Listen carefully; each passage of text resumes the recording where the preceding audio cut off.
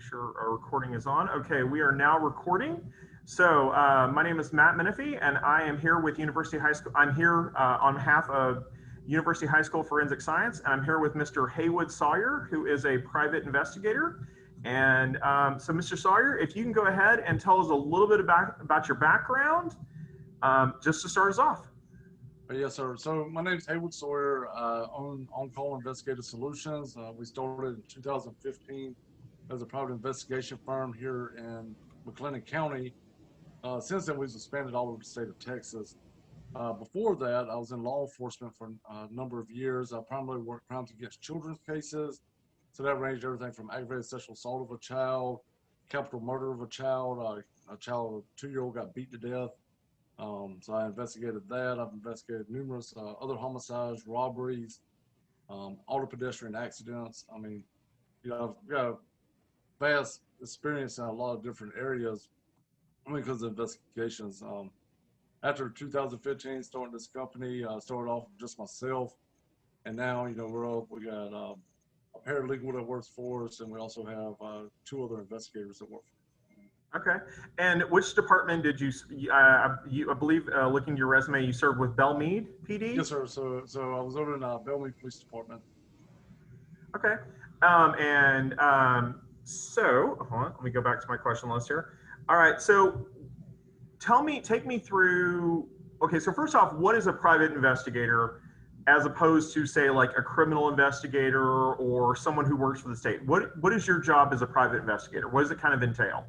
So it's nothing like you see on TV. We're not talking about Magnum PI where I have a Lamborghini and a helicopter. So we're nothing like that. So, about 90% of our work is analyzing videos. Basically what we do, majority of our caseload now is either we're dealing with criminal cases where someone gets arrested, the family contacts us, hires us, the attorney can contact us and hires, and basically we get the evidence.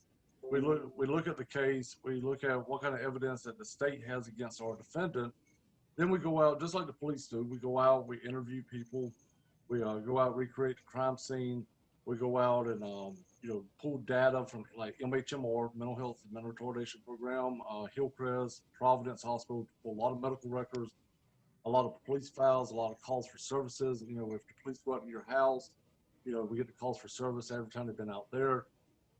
So basically, the same thing I did in law enforcement, now I do for the defense teams, across the state. So there's really not a difference in our investigation techniques. We do the same thing. It's just there's one side that works for the prosecutor, which is the police, and then the other side, private investigators or criminal defense investigators, we work for the defense team. Okay. So let's say you're just trying to find evidence that exonerates your client or evidence that backs up what your client is saying as a rule? So, the first thing I do when I meet with a client, I'm very clear and very honest with my clients or my defendants. And, the attorneys that I work with, we're very selective who we work for. If they don't have the same standards that we do, if they don't have the same drive that we do, then we don't mess with them because we have a large caseload as it is, as you can imagine. I mean, criminal justice system is always packed. Yeah. We're very selective. Our job at the end of the day is to get you the truth of the matter. If you commit the offense, let's say, you went out and you did what the, police are saying you did, and, the evidence supports it, your rights won't violate it, stuff like that. Then we look at, okay, what kind of plea offer can this guy get? At the end of the day, my job is not to muddy the water. My job is not to attack a victim. My job is to get you the truth of the matter. Now, like I said, if you did it, we'll look at a plea offer. Didn't do it, then, we'll work to get this case beat. And that's why, a lot of people get the misunderstanding from defense attorneys. When they get a defense attorney, they think the defense attorney's there to get them off. That's not the case, just like with us. It's not our job to get you off if you're guilty of something. Our job is to make sure your rights aren't violated, make sure everything's done procedurally, and then, get you the best plea offer that we can. Okay. All right. So can you walk me through a mock version of a previous case? Kind of, let's say someone comes in. What is one of the more common things that you're encountering? Is it sexual abuse cases? Is it drunk driving? What are you usually encountering? Yes, sir. So our majority of our caseload, I'd say around 75% of our caseload is crimes against children's cases. which can range anything from aggravated sexual assault, which is a first-degree felony, your continuous sexual abuse of a child, and it goes all the way down to your indecency charges, indecency with a child by contact or exposure. So that's what a majority of our cases are, is some type of sex case. Now we work other cases as well, but that's what we majority do. The first thing we do when we get a case is our legal assistant comes in, they look at it, they go ahead and do the intake for us, they go ahead and run the criminal histories for us, they get all the, the basics done. And then an investigator is assigned to it. So whether it's myself or Daniela or Jessica, whoever's going to be assigned that case, they get assigned the case. If I get assigned a case, the first thing I do is I look at all the evidence. What do we have? I look at all the videos. I look at all the interviews that were done by the police. I look at the police reports. What do they have against our defendant? Then I go out and I meet with the defendant. So whether he's in jail or whether he's out here in the streets, I'll go meet with him. And we'll sit down and we'll have a talk. During the interview, because I've interviewed countless people, you can get a real good sense real quick if this guy's going to blow smoke up you or is he telling you the truth. Okay. And, and I always tell people, listen, I know you're going to lie to me. Let's go and get that out of the way. I know that you're going to tell me you're innocent, that, this is all fabricated stories. And because, a lot of times people want to minimize it because they don't want to like this bad person. Yeah. And so as we're talking, you build that relationship, you build that rapport with the defendant, and you let them know, listen, I'm not here to screw you over. I'm here to help you, but you got to let me help you. You can't lie to me. And then once you get over that little hump, then they'll open up and they'll talk to you. Okay. And then, we'll ask them, okay, you have two different types of witnesses. I need a list of potentially any type of incident witnesses. Now, a lot of times in sex cases, we're not going to have incident witnesses. It's usually the defendant and the victim are the only two people in the case. So, if there is some incident witnesses, then we'll go talk to them. And then the other type of witness we always ask for is called character witnesses. And where they play into effect is if we go to a trial, at punishment phase, we can bring the character witnesses in that can kind of paint this person out to be a preacher on Sunday morning as a decent guy. And usually we try to get pillars in the community like the preachers, police officers. Yeah. We might speak on this person's behalf. We definitely don't want to put a felon up there. We definitely don't want to put family members up there. The reason why we don't use family members or we don't like to use family members is because the jury's going to know that you're not going to sit there and talk junk about your family member that's on trial. Yeah. So we know that. So we try to shy away from the family members. If that's all we have, then that's all we have. And so we'll interview them. Then we'll start pulling, if it's a sex case for the kid, we'll start pulling school records. We start looking at what type of behaviors they're having out at school. We look at, MHMR incidents with our defendant. We look at, any type of medical records. Because sometimes on sexual assault cases, for example, they'll do what's called the SANES exam, yeah. which is just it's a fancy term for what we used to call a rape kit back in the 90s. Now it sounds better if you say a SANES exam. It's a little bit, nicer sounding. Yeah, it's the same exact exam. Exact same thing. We've now made it a nicer word. Right. And so, back in the day, you had 96 hours after the assault to get the victim to the hospital to have a SANES exam, as long as they didn't take a shower, brush their teeth, all that stuff. And so now it's 120 hours. They just came out with it now that they can do it up to 120 hours. Wow. So, but, a lot of times on these SANES exams, you don't get DNA evidence. So at the end of the day, really what you have to look at in these type of cases is his word against her word. And so, that's when we go in, we look at it. We're not here to bash a victim. We're not going to go out there and attack a victim. We're, attack their credibility or whatever. We look to see if there's if there's some type of troubling issue with the child. But, we're very protective of victims. We don't go after those victims and attack them like that. Okay. So, so just for clarification, you work for the defense. Yes, sir. And you have to be hired independently, or the legal firm. So, just like you're paying. So, if you had a state appointed defense attorney, would you be working for a state appointed defense attorney if the state wasn't paying you, or do you tend to work for private clients who like, hey, I'm innocent, or I really want to get these charges reduced, and I'm going to have my lawyer contact you to do a second investigation? How's that work? So we do it both ways. So we do a lot of indigent cases. So basically the attorneys that we work for, they'll file a motion and an order with the courts requesting a private investigator to come in and look at the case. The judge signs off on it and appoints us onto that case. So we're still working with the attorney, but the county's actually paying it. Just like they pay the defense attorney on an indigent case, they pay us the same way. Okay. So we take a lot of indigent cases, so we get a lot of court appointments. Court appointments. Okay. Yes, sir. And so the accusers that you're seeing, are they more, or, I'm sorry, the people that you are investigating on their behalf, are they tend to be more male, more female, older, younger? What's kind of the typical client that you receive? So if we're doing just sex cases, it's typically males. We don't have very many female sex offenders. A couple years ago, I had one that I called my unicorn, because that was the first one that was actually a black female that had been accused of a sexual assault case.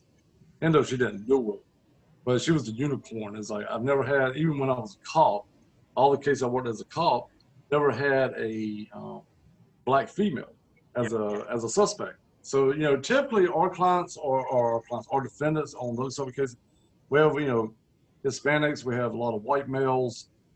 That's what predominantly, we're dealing with on our sex cases. Okay. Yeah. I mean, we have them all walks of life, but, that's our Hello? most common. Oh, sorry. Can you repeat that last thing you clicked out first? Yeah, Can you repeat what you just? Oh, sorry. So typically it's we deal with white males and Hispanic males only. Okay. Awesome. And the reason I asked about the profile is I had a student a number of years ago in La Vega, where I was a teacher at originally, and don't want to get super specific, but his female guardian ended up going to prison for, I don't know the specifics, but essentially it was a sexual relationship with like a 14 or 15-year-old male. It was she basically was trading this male cigarettes for sex. Mm-hmm. So, and you may be familiar with the case to some degree, right, since it was in Belmead, La Vega, which is where I taught for a number of years. Okay. All right. So you're dealing with a lot of sex cases. You're dealing with a lot of those kind of things. Can you give me another example of? Can you give me an example of a case where you've got a full exoneration? Oh yeah. So last year we had a gentleman. He had been in jail for 944 days. He had been accused of sexual assault of his own child. And so basically with his case, the allegation was that he basically had sex with the victim 3 times within 30 minutes, and he ejaculated all 3 times. I was like, man, I've never heard of a man that could do that. That's pretty freaking crazy. Yeah. And especially dealing with this man that, he's close to 60 years old, high blood pressure, diabetic, COPD. I mean, you named it, he's a poster child for death. I mean, this guy had everything you think of as serious. And so we ended up taking him to Waco Urology, and Waco Urology is like, he probably couldn't get his penis hard 1 time in a week. There's no way possible he could get his penis hard, 3 times in 30 minutes and ejaculate all 3 times. Yeah. So that case was actually, it was an out-of-county case. I ended up traveling about 4 hours to actually interview everybody that the police didn't interview. And if the police would have just done their job in the very beginning, I don't think this case would have went as far as it did. The police work, and I'm not against the police. I mean, I love the police. I used to be the police. I've got a lot of good friends that's in law enforcement still. But there's sometimes that, they don't get it right. And that's why we step in and, fight these cases. He was in there for, 944 days in jail for a crime that he didn't commit. And so when I got up on the stand during a hearing, the prosecutors always get snooty. I don't know why. I sit there, I don't take it personal, it's business, but I'm like, why do you got to act like you do? So anyway, they had dumped, I think it was about 2,500 pages of medical records on the defense attorney that Friday before this hearing on a Monday. What? Thinking he wasn't going to read it. And this attorney, he likes to read, so he actually read through all the medical records and the whole weekend. And so it ended up finding out, the victim was blaming the judge, like the judge had raped her, had blamed the DA for raping her. I mean, just complete craziness. And so finally, when we laid everything out in a hearing in front of the judge like, the prosecutor needs to make a decision on this today, whether we're going to take it to trial or just drop this thing. And, it was crazy because they kept bringing up stuff about new evidence. They're like, we got this pair of pants here that has DNA on it. That's what he kept saying. I'm like, well, we get it tested. So they sent it to the crime lab, came back, no DNA. And it's funny because because I asked myself, where'd you get those pants from? Because it was like 3 years into this thing, close to 2 years actually into it. And I'm like, where'd you get the pants from? They also just popped up. Well, they were in the trunk of the car. Okay, wait a second. You have DNA evidence on some sweatpants that went through a summer, the fall, the winter, back to the spring. I said, so it's not climate control in this trunk. The moisture's all in there. There's no way. I knew they didn't have the evidence. And so they sent it to the lab. The lab's like, there's no evidence here. The DA's office wasn't having this out of county. This is not McLennan County. It's out of another county. Then they ended up dragging it to another lab. And I'm like, so basically their expert, which is the DPS crime lab, was wrong on this, is what they're saying. And so we took it to another lab, spent more taxpayers' money, no evidence. And so finally at the hearing, the judge was like, you need to do something. So they finally decided to drop it after 944 days. That guy, he lost everything. He lost his travel trailer he was staying in. He lost his truck. He lost his job, lost his family, because, basically he don't want a relationship with his child now because his child was the one that made the allegation against him. And so, he called me last month, thanked me for what I did for him, and which meant a lot. Yeah. So, we've had a case like that. We had a homicide a while back. Actually, it was about a year ago. We had 2 homicides back to back that we beat. One is out of county. Both of these are out of county. One of them was a child had fell in a bathtub and drowned. Okay. Well, the police charged the grandfather with reckless manslaughter because they're trying to say that the grandfather left the water in the bathtub, which then the little child fell in the bathtub and drowned. But we sent our team out. We reconstructed the crime scene, started on our 3D images, all that cool stuff. And so finally, after looking at all the evidence, what really happened was the person that should have been arrested was the 8-year-old that actually took the bath before the child died. They actually left the water in the bathtub. Well, in Texas, the age that you can arrest a kid is at 10. So we have an 8-year-old. You can't charge them, but they arrested the wrong one. So that case got dismissed. It wasn't his fault. It was an accident. Wasn't nothing involving him. And so then we had another one where a child died as a result of what the police said was that basically the mom was breastfeeding the child. Mom was drunk. The child or mom passes out drunk. Child falls up underneath the breast on breastfeeding and smothers. And I'm like, okay, so we take the case. We're working this case, and you don't get paid very much with court-appointed cases, so you lose money. But when somebody's innocent, you're going to fight to the end on it. And so, on that case there, I'm like, there's no way possible that child smothered up underneath that breast. For one, the child was like 7 months old or 8 months old, so it has some neck, neck to lift its head up. Well, and then also the mother was only an A cup. So I'm like, her breasts, they're not like D cups we're talking about. So anyway, so the prosecutor says, well, she could have been engorged. I'm like, well, if she was even engorged, she might have been a B cup or, a high B maybe. Yeah. And so come to find out what really happened in that case, from what we figured out during the investigations, basically the baby's daddy took the kid out the crib, laid the baby in the bed, and basically was co-sleeping with the child. Yeah. Rolled her on top of the child, and the child smothered to death. That's what actually happened. But he was a piece of crap, so he was going to ride it out. And he just, my defendant had a mentality of a 14-year-old. She got her head bashed in when she was about 14. Dad was a drug dealer. She got kidnapped, got beat down in Houston, and left on the side of the road. So she's not there mentally. And so, the police took her in, and they were going to, convict this old girl, and we got her off. So, there's a lot. I could keep going with the cases that we've solved. As like, I'm not saying the police do a bad job all the time, but there's times that it's not right. What's going on. Yeah.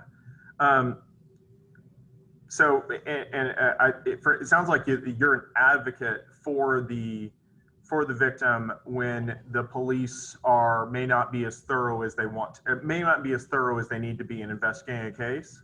Correct. Okay.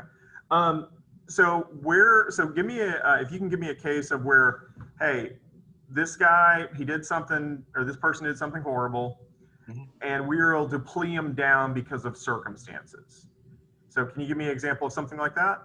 Well, at the end of the day, on a lot of your sex cases, the biggest issue is getting the cooperation of the victim over time. Because these trials don't go, you don't get a trial within a month or two of an arrest. I mean, you get arrested, you got 90 days usually for an indictment.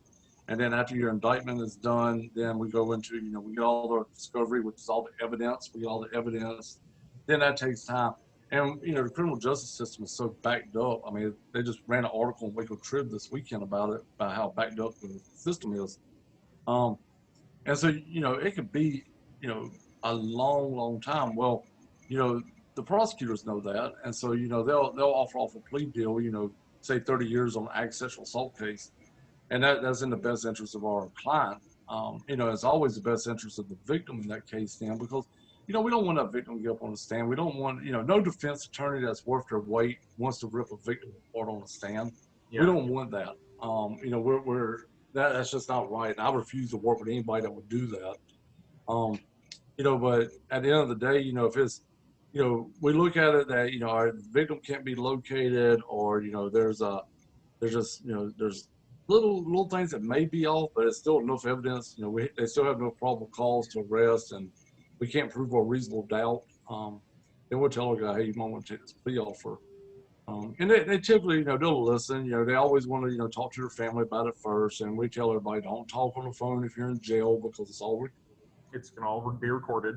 Yeah, and so the prosecutor gets all your stuff. So if you're confessing on your telephone in jail, the prosecutor's going to get it. So, and we tell people that, don't talk on the phone, don't talk during your visitation. All that's recorded as well. But, and then there's sometimes that our defendants, they do run their mouth on the telephone, and it gets presented to us, and there's nothing we can do. I mean, you admitted to it on the phone. So, now we got to take a plea offer. Yeah. So, kind of going back to the private investigator thing, is it, I know you come from a background in law enforcement. I know you know the ins and outs of the court system fairly well. But let's say my average individual student, let's just say randomly, wants to graduate and become a PI. Is there a state licensing? Do you have to be a cop first? I know one of the questions they asked is, do PIs get to carry guns? They seem, I got like 3 of that one. Right. Yeah, everybody wants to carry a gun. Okay, so we'll break it down. So how do you get your PI license? So you got really a couple ways you can get your, there's 3 ways. So the first way, if you want to start your own PI company like I did, when I left law enforcement, and I tell everybody this, I didn't have a plan. It was kind of abrupt, I quit type moment. Turned in my resignation letter, just walked away from it. I was burned out. You work so many of these cases, you get burned out over time. You see so many, mutilated bodies. Somebody gets smacked by a car, 70, 80 miles an hour, just destroys the body. I mean, it's, horrific. But so over time, it just burns you out. You become just an empty shell in life. And so I realized real quick after consuming a lot of alcohol and stuff that, maybe I need a change in life. So I resigned and went home, and then we started this PI company. Well, fortunately for me, the state of Texas requires a couple of things to start this. Number one, if you have prior law enforcement experience and investigations, then they'll take that. So you got to have, I think it's like 3 or 4 years, something like that. So people have to write letters about you that, yeah, they can verify your experience there. That's the first one. The second way, which I kind of disagree with, but it's the state of Texas, so I'm not going to sit here and argue with them about it, is you can basically get a bachelor's degree and start your own PI company. So, and I totally disagree with that in the sense that, I can go get my bachelor's degree in horticulture and then go down to Austin, take the test, and then become a private investigator. Because you have no legal experience, you don't, know what you're doing. Yeah. So that's the 2 basic ways you can get your, PI company started. So basically, if you fall in one of those 2 categories, you fill out your application online to apply for your license. You pay your fee, which I think is like $350, something like that. You pay that. Then you go down to Austin. You got to take a 100-question test, which is an open book test. I call it a dummy test, So basically, all I have to do is hit the little find button, type in what they're asking, and it pops right up. I mean, if you fail that test, you sure don't need to be in this industry. I don't know how you would fail that test, but so anyway, so then you wait. You got to get your insurance. You got to be insured. We carry $1 million policy on our company, and then each one of our private investigators is insured because in order to carry a weapon, like somebody had asked, in order to carry a weapon, one, you have to have your CHL. We're just like any other citizen. We had to have our CHL, concealed handgun license. And then our insurance requires us to have an additional policy in case something happens out on the street and we have to engage our weapons. So that's what they require if you want to start your own company. Now, if you want to just become a private investigator, what you have to do is you have to find your private investigation company that's hiring and then get your license underneath them. Now, the difference in that is you can't go out and bid your own jobs yourself because you fall under the umbrella of that company. So if you don't have your own insurance, you're actually committing a criminal offense. So you have to stay up underneath the umbrella of the private investigation company. So that's really two ways you start your own company. Another way you get your license, and if you can carry a weapon, you can carry a weapon, but you got to have your CHL to carry it on your person. So, I mean, is there situations that are dangerous enough as a private investigator to warrant a weapon? Oh yeah, you can talk to different private investigators. There's different opinions on that. I carry, my team, they can carry. I give you an example. We deal with the same type of people that law enforcement deals with. We go out to the same type of housing, whether it's a dope house, rough neighborhoods. We go out there in them. One is always situational awareness. You always got to have your head on a swivel. You always got to know what's going on around you. You can't get complacent. That's number one. Number two, we do a lot of training. We do a lot of drills here at the office. We talk about things. One of my biggest things I always teach them, my team, is don't stand in front of doors. If you're knocking on the door, don't stand right in front of that door. Because somebody can shoot you right back through that door and you don't see it coming. Another one, stay out of the way of windows. If you knock on the door, get out of the way of the windows, get out of the way of that door, because they can shoot you right through the window. Yeah. So that's just things to look for. When you're up on the door, there's sometimes you're not going to be able to prevent it. I mean, there's two big bay windows and a door in front of you. There's nowhere to go. That's what you just got to steadily focus. Watch your windows, watch the blinds, see if somebody's popping the blinds, looking at you if they're moving them. And you go off your good instinct, man. If you don't feel it's right, and don't go into it. Back it off and reassess. Oh yeah, and we serve a lot of papers as well, so that's the other part of our job. So our company is divided up. We have our criminal cases, our civil cases, and then our process service. Process service is just as dangerous because a lot of times people think that it's police here to get me or something like that. No, we're here to serve your child support papers or your divorce papers. Yeah. So you get some people sometimes they get irate with you. The most powerful weapon you have is your brain and then your tongue. And I always tell my team, you have 2 ears and 1 mouth for a reason. You need to listen more than you talk. And so, when we learn to de-escalate. Verbal judo is a big thing with us. You learn to you should never have to pull your weapon on somebody unless deadly force is authorized. But at the same time, a lot of times people, they're just angry at the system. And if you can talk them down and show them that you have a little bit of empathy inside of you, and it changes the whole situation. Your mouth can either get you into a fight or get you out of the fight. Yeah. So that's what I use my mouth a lot when I talk to people. I have more people when I serve them process service. I serve them divorce papers. I serve them child custody or whatever. And it's the worst day of their life when they're being served. And at the end of it, they're thanking me, and usually I can make them laugh by the end of it. I'll crack a little. Hey, how you doing, young lady, or how you doing, young man? And they always love that. They give a little chuckle. And, by the time at the end of it, I'm like their friend. We're sitting there talking. I'd much rather get that laugh out of you than for you to beat on my head, So, Yeah. It's all about your mouth. It's all about, the way you present yourself. You don't have to go up there all cocky and, kicking doors, just be peaceful and be nice. It's a job, but be safe at the same time. Yeah. Which I guess goes to the next question. Have you had a gun drawn on you while you've been process serving or doing investigations? in a non-law enforcement capacity? No, I have not. So the the closest I've ever had was the guy who ran out the back door on me, and it was actually my defendant. And so I asked his mom, I said, because his mom actually came to the door and said, "Hey, is that such and such?" And she's like, "Yeah." And I said, "Well, I'm the private investigator assigned to his defense." And so then she starts yelling at him to come back. But it's, I've had somebody run from me. I've had, a guy jump in a car one time on me.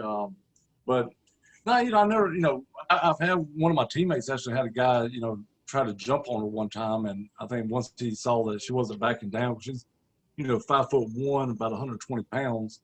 And this big old burly dude, it was none of his business. He wasn't being served. It was actually his girlfriend being served. And, he wanted to, play, we call it a Captain Save-A-Ho type deal. That's what we call it in our industry. And so you're trying to, save this girl, and it's like, she's still getting served. And Yeah. which here's the thing, and that's what I tell people all the time is that, if you act like that towards the process server, it's pretty stupid, because then we're going to get called into court and we're going to testify about your behavior, which is most likely you're not going to get custody of your kids, or you're going to have limited visitation. Why would you even want to screw that up? Take it to court, handle your business to court. Don't get mad with us. We're just here to serve papers. I tell everybody I'm the delivery boy. It's like, I'm just here to deliver the message, man. Don't get mad with me. I'm just here to do a job. Have a good day. And so most of the time, everybody's nice. Knock on wood, I haven't had an incident yet where somebody pulled a gun or a knife or anything. All right. So, and you said you've got 3 people on your team? Yes, sir. So we have 3 people and then our paralegal. Okay. And are they all former law enforcement, or is anyone from a non-law enforcement background? Oh yeah. So as far as our experience, I was in law enforcement. Daniela, she was in law enforcement. She did dispatch for years.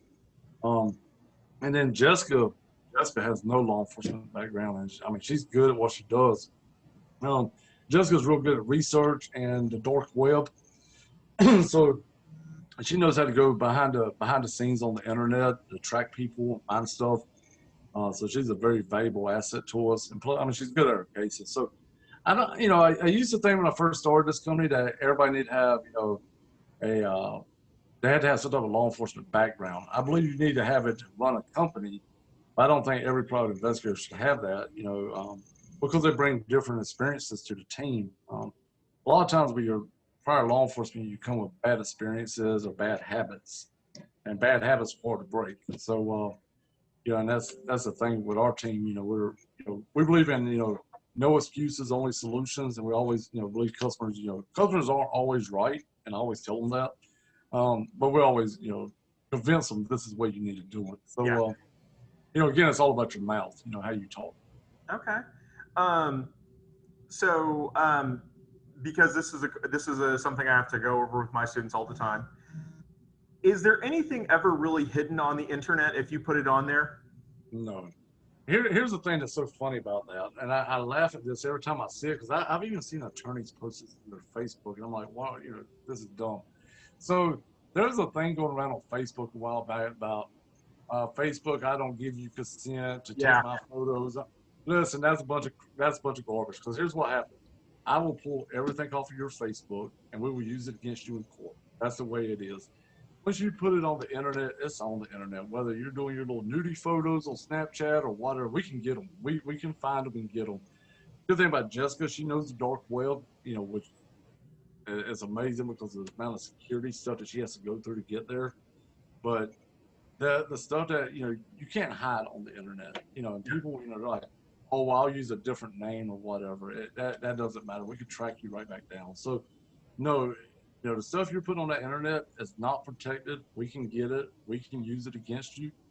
You're not safe. A lot of these kids, here's a prime example. And I get on parents when I used to teach out at the church, in Sunday school.